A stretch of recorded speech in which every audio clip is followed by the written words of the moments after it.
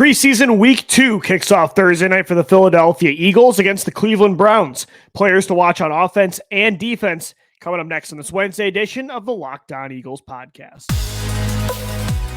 You are Locked On Eagles, your daily Philadelphia Eagles podcast.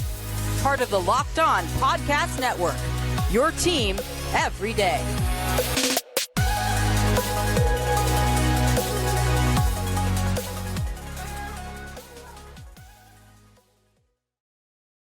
So much for making Locked On Eagles your first listen each and every day. Shout out to our everydayers for making us your first listen Monday through Friday, right here on the Locked On Podcast Network, your team every day. I'm Louie DiBiase here, getting you guys ready for Eagles-Browns Thursday night. It's week 2 for Philadelphia in the preseason. The Eagles have had some big-time joint practices Monday and Tuesday, very competitive against Cleveland.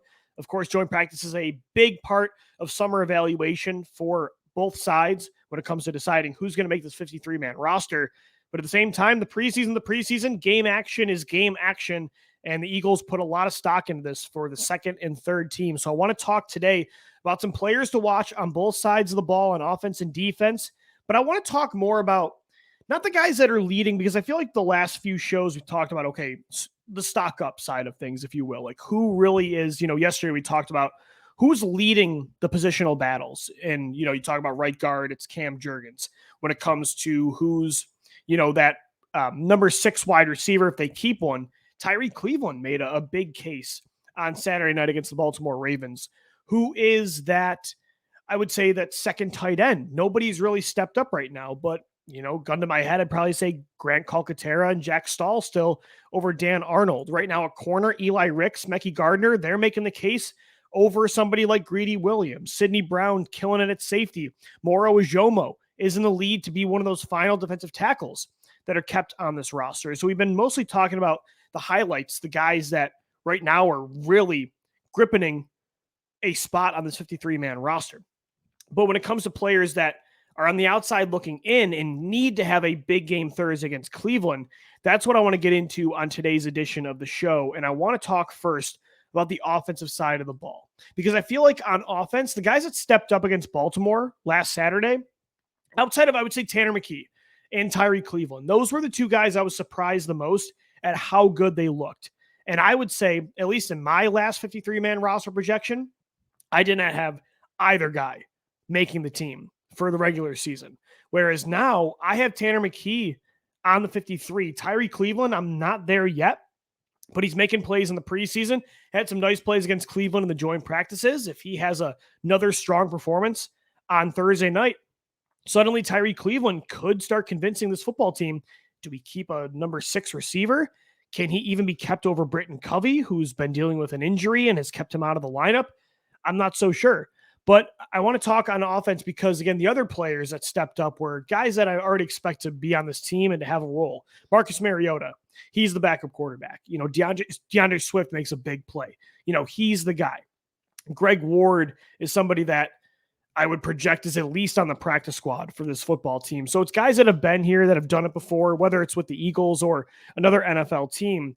Whereas the other guys didn't really step up as much outside of, I would say, again, Tyree Cleveland and Tanner McKee. The other players that have to do more to make this 53-man roster, one guy that comes to mind that has a lot of pressure on Thursday night is Joseph Ngata, one of the Eagles' top undrafted free agents from this rookie class in 2023. The wide receiver from Clemson has had a really strong camp. A lot of beat reporters have said he actually looks the most NFL ready of any of these other receivers behind the top 5 of Brown, Smith, Watkins, Zacchaeus, and Covey.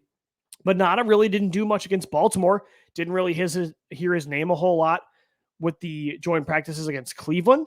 So I think Ngata has to have a big game, because if not, he's kind of starting to fall into that category of the hyped up big wide receivers that really didn't do much in game action and didn't crack the 53-man roster. I think of Ifeanyi Moma, Carlton Agudosi, guys that made plays in camp, but the minute the live game action showed, they couldn't separate. So Joseph Ngata, he has to have a big game against Cleveland. Really didn't show much against Baltimore, and that stinks because he couldn't really capitalize on the hype that he was gaining from the previous weeks of practice at training camp. So I think Joseph Ngata, he's one of those players on offense that I think is on the outside looking in and needs to find a way to convince his team, hey, if you're going to keep a wide receiver 6 or not keep Britton Covey, Joseph Nott is a reason that you're going in that direction. So he has a lot of pressure against the Browns. I would also say at running back, Trey Sermon. I think he has to do more. I was very encouraged to see the Eagles actually using him as a kick returner last week. It shows they're curious about what kind of roles he could have with his football team. This is a former third-round selection, very efficient when he's on the field. But the Eagles have DeAndre Swift. They have Rashad Penny. They have Kenneth Gainwell. Those three are locks. I would probably argue Boston Scott is a lock after they re-signed him this offseason. So Trey Sermon has to convince his team, hey, kind of like receiver, you should keep a 5th running back. I can return the football. I can be explosive in the backfield. Maybe I can catch passes. I can be better in pass protection. I don't think Sermon can do enough to convince them to keep him over Boston Scott. But Trey Sermon, I think, has to do more. Again, the Eagles gave him opportunities last week. He was wearing many hats. I had never seen him returning kicks before. So they were trying to use him in different ways. You can clearly tell this team has interest in Sermon. They believe in his upside and his talent. If he has a big game against Cleveland, maybe that starts to shift things. But I think he's definitely a guy that, needs to have a big game against Cleveland. He's somebody to keep an eye out for in the backfield. The other player on offense that I think has a lot of pressure against the Browns, Dan Arnold at tight end. Had 1 catch for, I believe it was 7 yards against Baltimore. And again, it's not that Grant Calcaterra really did anything much better. Jack Stahl, Tyree Jackson, pretty much the tight ends were non-existent in that last game against the Ravens. But I will say if that continues, I think the tie goes to the younger players with more upside. They're on rookie contracts, right? So if nobody's really doing anything, number one, I think the Eagles could look outside the organization to add a tight end 2 or tight end 3. But if they keep the guys they have on the roster right now, I think the tie goes to, again, Jack Stahl and Grant Calcaterra over Dan Arnold. So Arnold, if he wants to make this team, I think he has to stand out over the young kids this Thursday against Cleveland. So those are the 3 guys I think have the most pressure tomorrow night against the Browns on offense to make this roster. It's wide receiver Joseph Nada, it's running back Trey Sermon, and I think it's tight end Dan Arnold. What about the defensive side of the football? We'll get into that coming up next right here on the Locked On Eagles podcast. Guys, today's show is brought to you by Nutrafol. You don't have to choose between better hair growth and your health. Nutrafol provides a whole body health approach for men that promote healthier hair. No drugs, no compromises, just better hair. Men think losing their hair is inevitable. Take control of your hair's future with Nutrafol's science-backed hair growth supplement for men. Did you know that 80% of men will experience hair thinning in their lifetime? It's normal, but it doesn't have to be your fate. You can get ahead of thinning with Nutrafol. Men tired of weakening or thinning hair? Do you want to reach your full hair potential? Leading hair growth supplement Nutrafol helps improve your hair growth, visible thickness, and visible scalp coverage. Nutrafol is the #1 dermatologist recommended hair growth supplement, clinically shown to improve your hair growth, visible thickness, and visible scalp coverage. Their hair growth supplements use physician-formulated, natural, science-backed ingredients. Their drug-free, patented technology provides consistent, reliable results without compromising your sexual health, which is a big thing with some other products. Go to Nutrafol.com/men to take their hair health wellness quiz, identify causes of your thinning hair, and Nutrafol will give you a personalized plan for better hair health through whole body wellness. Nutrafol supports healthy hair growth from within by targeting roots, causes of thinning such as stress, hormones, environment, nutrition, lifestyle, and metabolism through whole body health. Take the first step to visibly thicker, healthier hair for a limited time. Nutrafol is offering our listeners $10 off your first month subscription and free shipping when you go to Nutrafol.com/men and enter the promo code LOCKEDON. Find out why over 4,000 healthcare professionals recommend Nutrafol for healthier hair. That's Nutrafol.com/men, promo code LOCKEDON. All right, Eagles fans, we're continuing on this Wednesday edition of the Locked On Eagles podcast. Thanks for making us your first listen each and every day, Monday through Friday. We're getting you ready for Eagles-Browns Thursday night, the second game of the 2023 preseason. Today, the perspective I'm taking is more about the guys on the Eagles on both sides of the ball with the most pressure to perform that are trying to crack the 53-man roster. On offense, I said it was rookie wide receiver Joseph Nada, running back Trey Sermon, and veteran tight end Dan Arnold. On the defensive side of the football, I think there's some guys on all 3 levels that have a lot of pressure. I think one, you heard me mention by name a guy that's really been showing out so far this summer and had an incredible preseason debut. It's rookie defensive tackle. It's a former my guy. it's defensive tackle Moro Ojomo. To me right now, the Eagles have 5 locks as defensive tackle. It's Fletcher Cox, it's Jalen Carter, it's Jordan Davis. So those 3, Milton Williams, those are your top 4. Then I think Moro Ojomo is that 5th guy, and maybe Marlon Tuipulotu. So that's already at 6. Can a guy like Kentavious Street convince this team, hey, again, I don't know if he can make the roster over Tuipulotu, who has that niche role as like the backup nose tackle to Jordan Davis. Ojomo's on that rookie contract. I think he fell in the draft. He had no business being at 7th overall. So again, you have Cox, Carter, Davis, Milton, Ojomo, Tuipulotu. Can Kentavious Street say, don't keep another linebacker, don't keep another corner or safety, keep a 7th defensive tackle, or go a little lighter on the edge and go more with the interior approach? I think Kentavious Street, who's coming off a really good year at the Saints, his best pass rushing season of his entire career. What do you have? 6 sacks, I think? I think Kentavious Street has a proven track record. He's a veteran pass rushing player at a premier position. I think he convinced his team that they should go heavier on linemen. Obviously, you don't have to really pull the Eagles. You don't have to yank their chain to have them keep more linemen. But Kentavious Street, I think, has to have a really good game against Cleveland to keep up with the likes of Ojomo and Tuipulotu for sure. So Street is one of those guys. The Eagles not a lot of guaranteed money in his contract. They can get out of it pretty quick. And again, I think with a lot of these players, the theme is like with Dan Arnold as well, I mentioned in segment 1, tie goes to the younger player on a rookie contract. I think that's just the way it works.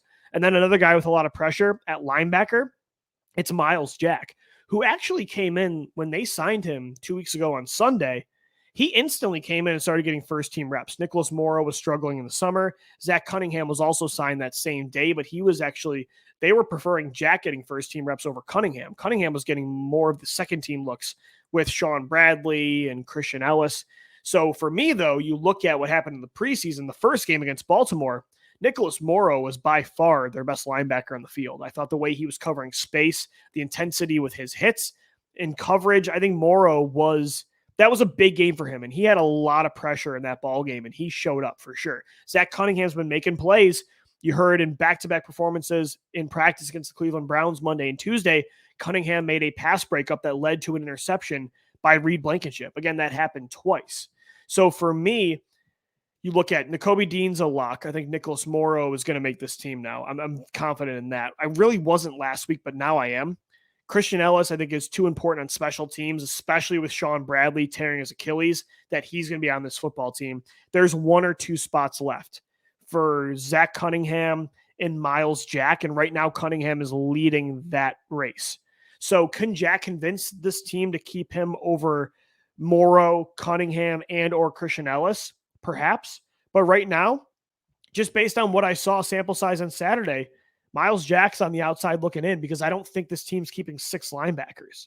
So again, I think Dean's making it. Let's say Dean, Morrow, and Ellis are locks, and then Zach Cunningham's also on this team at 4. Sure, could Myles Jack be that 5? Could they all make it? Absolutely. But let's say Kentavious Street shows out. Let's say these young corners continue to improve, or they want to keep a 3rd quarterback or a 5th running back, and they go a little heavier at other positions that they value a lot more than linebacker. Even running back, I think they value more than linebacker. They could decide to go really light at this position, especially saying too, hey, we're going heavier with DB packages this year. Nolan Smith's been playing some off-ball linebacker. We can afford to go with 4 traditional, if you will, linebackers. So Myles Jack got to have a good game against Cleveland. The pressure is definitely on the veteran. And then at corner, one guy that I have not heard literally his name all summer. Meanwhile, I'm hearing about the likes of Eli Ricks, forcing turnovers in preseason games, Mekhi Gardner making plays in the preseason and training camp. Greedy Williams. I mean, where is this guy? I was actually pretty excited when they brought him in. This is a former day 2 pick, a nice talent out of LSU that a lot of people thought the Eagles in 2019 might consider being a 1st-round pick for the secondary. Greedy, I have not heard anything. And meanwhile, Josh Jobe had the interception that sealed practice on Tuesday against Cleveland. He's been great this summer. Again, Eli Ricks and Mekhi Gardner, the size, speed, and length combination and the way they've been playing in camp, and now both of them force a turnover in the first preseason game. Greedy Williams, I think, is on the outside looking in. And again, because Keely Ringo is a lock. And so are your top 3 with Slay, Bradbury, and Maddox, with Ringo as well, Ricks and Gardner. and Job. That's 7 corners already. Oh, and by the way, I didn't even mention Zach McPherson, who's going to be your main slot corner backup. So, and Josiah Scott last year, I mean, he's on this team and he played a lot in the regular season. They were cross-training him at safety.